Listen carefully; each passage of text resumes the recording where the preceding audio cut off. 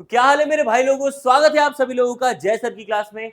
आज की इस वीडियो लेक्चर में हम सीखने वाले हैं बैलेंस्ड और अनबैलेंस्ड फोर्स के बारे में। तो चलिए बिना किसी देरी के स्टार्ट करते हैं आज की क्लास। तो बात करेंगे बैलेंस्ड फोर्सेस के बारे में। बैलेंस्ड शब्द का अर्थ होता है बराबर।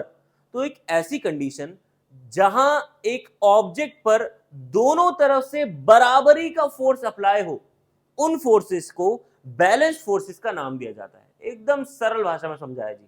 अंग्रेजी में कैसे देखेंगे? When forces acting on an object are equal in magnitude and opposite in direction. एक ऐसी कंडीशन जहां एक ऑब्जेक्ट पर इक्वल वैल्यू, इक्वल मैग्नीट्यूड का फोर्स अप्लाई हो रहा हो और वो फोर्स डायरेक्शन में कैसा हो? ऑपोजिट हो। ऐसे फोर्सेस को बैलेंस्ड फोर्सेस का नाम दिया जाता है। ये होता है बैलेंस्ड फोर्स। ठीक है, अब देखो मैं क्या लिख रहा हूं बोर्ड पे, नेट फोर्स। अब सर ये नेट फोर्स क्या होता है? बैलेंस फोर्स अभी तो पढ़ा था, ये नेट फोर्स एकदम से नया टॉपिक क्या आ गया? मैं बताता हूं, बहुत सिंपल है भैया। नेट फोर्स एक ऐसा फोर्स है, सोचना ध्यान से, नेट फोर्स एक ऐसा फोर्स है जिससे एक ऑब्जेक्ट की वेलोसिटी में चेंज ऑब्जर्व होता है। ठीक है, नेट फोर्स से क्या होता है? ऑब्जेक्ट की वेलोसिटी चेंज हो जाती है। सिंपल है, नेट फोर्स से ऑब्जेक्ट की वेलोसिटी चेंज हो जाती है। आपको बस ये दिमाग में बात रखनी है। ज्यादा नेट फोर्स होगा तो ऑब्जेक्ट की वेलोसिटी ज्यादा चेंज हो जाएगी, कम होगा नेट फोर्स तो ऑब्जेक्ट की वेलोसिटी कम चेंज होगी। सिंपल सी बात है कि नहीं है? नेट फोर्स कैलकुलेट कैसे करते हैं? प्यारे बच्चे की तरह मेरे साथ बोल दो, बोलो F2 माइनस F1। बोलो बोलो बोलो, F2 माइनस F1। F2 यानी कि ये, इसकी वैल्यू कितनी है? बोलो 10 न्यूटन। F1 इसकी वैल्यू कितनी है? बोलो 10 न्यूटन। 10 माइनस 10 बच्चा बच्चा जानता है, आंसर कितना आ जाएगा? बोलो 0। सिंपल है। नेट फोर्स की वैल्यू बैलेंस फोर्सेस के केस में हमेशा 0 आती है। क्यों आती है? एक डब्बा है, मैंने इस डब्बे को 10 न्यूटन का फोर्स लगाया इस तरफ, सिंपल सी बात। किसी दूसरे भाई ने 10 न्यूटन का फोर्स लगाया इस तरफ, तो इस तरफ से लगने वाला फोर्स और इस तरफ से लगने वाला फोर्स बराबर मैग्नीट्यूड का है और ऑपोजिट डायरेक्शन में है। तो इसीलिए ये दोनों फोर्स एक दूसरे का इफेक्ट कैंसिल आउट कर देंगे। इसीलिए बैलेंस फोर्सेस के केस में नेट फोर्स की वैल्यू आती है 0। अभी मैंने बताया था कि नेट फोर्स वेलोसिटी में चेंज लाता है। अगर नेट फोर्स 0 है तो वेलोसिटी में कोई भी चेंज नहीं होगा। तो इसका यह मतलब है कि अगर एक ऑब्जेक्ट पर बैलेंस फोर्सेस अप्लाई होंगे तो उसकी वेलोसिटी में कोई भी चेंज नहीं आएगा। यह बात आपको बैलेंस फोर्सेस के बारे में मेन समझनी है। आओ इसको एक एग्जांपल के थ्रू समझ लेते हैं, ज्यादा फील आएगा। ठीक है जी, अब देखो ध्यान से, बोर्ड पे एक ऑब्जेक्ट रखा हुआ है ये। ठीक है, ये ऑब्जेक्ट है रेस्ट पे। ठीक है, रेस्ट फेमिलियर टॉपिक है, रेस्ट से तो बड़ा लगाव है ना, दिल के करीब है रेस्ट। तो ये ऑब्जेक्ट भी आप ही की तरह किसमें है? बोलो रेस्ट में है। अगर एक ऑब्जेक्ट रेस्ट में है तो उसकी वेलोसिटी कितनी होगी? बोलो 0। समझ में आता है कि नहीं आता है? अगर एक ऑब्जेक्ट रेस्ट में है तो उसकी वेलोसिटी कितनी होगी? 0 वेलोसिटी होगी। तो अगर इस ऑब्जेक्ट पर बैलेंस फोर्सेस अप्लाई किया जाए, यानी कि F1 और F2, यहां से ये जो बैलेंस फोर्स है वो है 10 और ये वाला F2 है 10 न्यूटन। तो अगर इस ऑब्जेक्ट पर जो कि रेस्ट पे, जिसकी वेलोसिटी 0 है, अगर बैलेंस फोर्सेस लगाया जाए तो नेट फोर्स 0 होने के कारण इसकी वेलोसिटी में कोई भी चेंज नहीं आएगा। वेलोसिटी जो कि पहले भी 0 थी, बैलेंस फोर्सेस के एप्लीकेशन के बाद भी वेलोसिटी 0 ही रहेगी। यानी कि अगर एक ऑब्जेक्ट रेस्ट पर है तो बैलेंस फोर्स लगने के बाद भी वो ऑब्जेक्ट रेस्ट पर ही रहेगा। क्या आपको ये छोटी सी बात समझ में आती है? हाँ या ना बोल देना। तो अगर एक ऑब्जेक्ट मोशन में होता तो क्या होता? तो ये है हमारा एक ऑब्जेक्ट जिसकी वेलोसिटी मान लेते हैं 3 किलोमीटर पर आवर है। ठीक है जी, एक ऑब्जेक्ट है मोशन में जिसकी वेलोसिटी 3 किलोमीटर पर आवर है और ये इस तरफ मूव कर रहा है।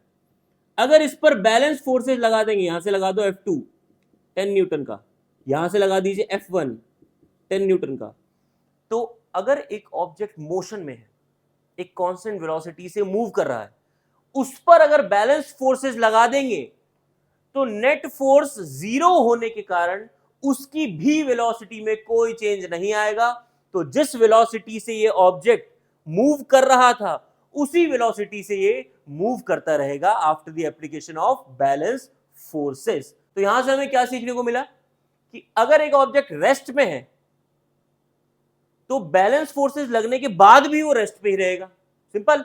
अगर कोई ऑब्जेक्ट एक पर्टिकुलर वेलोसिटी से मूव कर रहा है तो बैलेंस फोर्सेस लगने के बाद भी वो उसी वेलोसिटी से मूव करता रहेगा, क्योंकि नेट फोर्स जीरो होने के कारण इन दोनों ही की वेलोसिटी में कोई चेंज आपको ऑब्जर्व नहीं होगा। इसीलिए मैंने यहां पर एक पॉइंट लिखा है, balance forces will not affect the motion of an object. Balance forces के लगने पर ऑब्जेक्ट के मोशन में कोई भी फर्क नहीं आता है।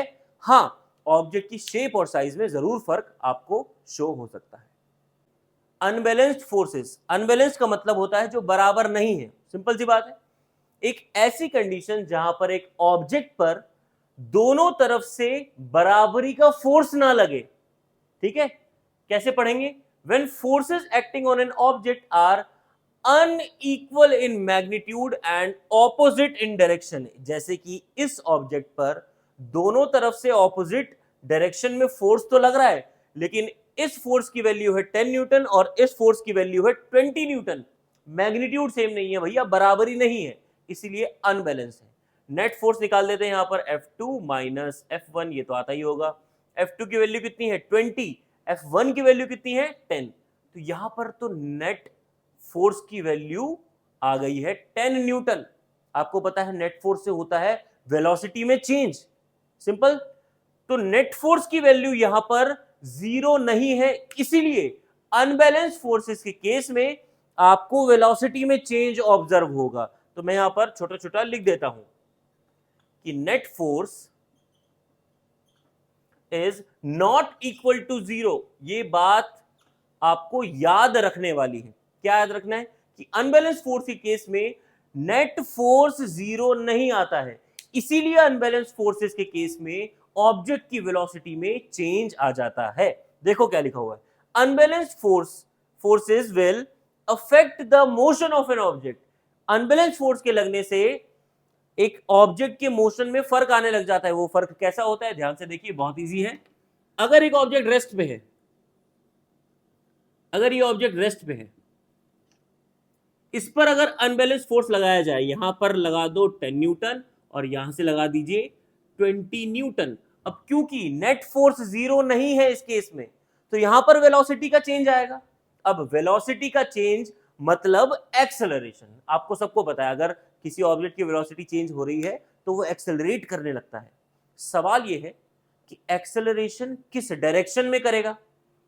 तो जहां का फोर्स ज्यादा है, फील लेना मैं क्या कह रहा हूं, फील लेना मैं क्या कह रहा हूं, इस तरफ का फोर्स इस तरफ के फोर्स से कम है, इधर का फोर्स ज्यादा है, इधर का फोर्स कम है। तो जिस तरफ का फोर्स ज्यादा होगा एक्सेलरेशन भी उसी डायरेक्शन में होने वाला है। तो ये रेस्ट पे रखा हुआ ऑब्जेक्ट अनबैलेंस फोर्स लगने से इस डायरेक्शन में एक्सेलरेट करने लगेगा, यानी इस डायरेक्शन में मूव करने लगेगा, क्योंकि इसी डायरेक्शन वाला फोर्स ज्यादा है। बहुत सिंपल है यार। इधर से मैं 20 न्यूटन का धक्का दे रहा हूं, इधर से मैं 10 न्यूटन का धक्का दे रहा हूं, तो ऑब्जेक्ट कहां को मूव करेगा? इस तरफ मूव करेगा, क्योंकि इस तरफ वाला धक्का ज्यादा मैग्नीट्यूड का है। सिंपल और सरल बात। अगर ये ऑब्जेक्ट मोशन में होता तो, आओ देखो, फील लो, ये ऑब्जेक्ट है मोशन में, इसकी वेलोसिटी मान लेते हैं 3 किलोमीटर पर आवर। ठीक है जी, ये ऑब्जेक्ट मोशन में है, इस तरफ चल रहा है। अगर इस ऑब्जेक्ट पर हम अनबैलेंस्ड फोर्स अप्लाई करें, यहां से लगा देते हैं 10 न्यूटन और यहां से लगा देते हैं 20 न्यूटन, तो ऑब्वियस सी बात है भैया, अनबैलेंस्ड फोर्स है, net force will not be equal to zero. ठीक है, नेट फोर्स के जीरो ना होने की वजह से इस मूविंग ऑब्जेक्ट की वेलोसिटी में भी चेंज आएगा और यहां पर भी आपको एक्सेलरेशन मिलेगा, और एक्सेलरेशन की डायरेक्शन उस तरफ होगी जिस तरफ का फोर्स ज्यादा है। तो इधर आपको एक्सेलरेशन कुछ ऐसा दिखाई देगा इस तरफ को, और इस एक्सेलरेशन के कारण इसकी वेलोसिटी धीरे धीरे कम हो जाएगी। तो यहां से हमने सीखा क्या है? अनबैलेंस फोर्स के लगने से मोशन में फर्क आता है। अगर एक ऑब्जेक्ट रेस्ट में है तो इसको एक्सेलरेशन मिलेगा और ये चलने लग जाएगा। अगर एक ऑब्जेक्ट मोशन में है तो इसको भी एक्सेलरेशन मिलेगा और ये भी अपनी वेलोसिटी में चेंज शो करेगा। सवाल ये है कि एक्सेलरेशन की डायरेक्शन क्या होगी। जिस तरफ ज्यादा फोर्स लग रहा है उसी तरफ एक्सेलरेशन की डायरेक्शन होगी। अब ये वेलोसिटी में चेंज क्यों आता है? क्योंकि अनबैलेंस्ड फोर्सेस के केस में नेट फोर्स की वैल्यू 0 नहीं होती है, इसीलिए ऑब्जेक्ट की वेलोसिटी में चेंज आने लगता है। तो इस वीडियो में आपने बैलेंस्ड और अनबैलेंस्ड फोर्स के बारे में सीखा है। तो ये वीडियो होती है यहीं पे समाप्त। आपसे मिलेंगे अगली वीडियो में एक नए कॉन्सेप्ट के साथ। तब तक के लिए keep studying and feel the topic.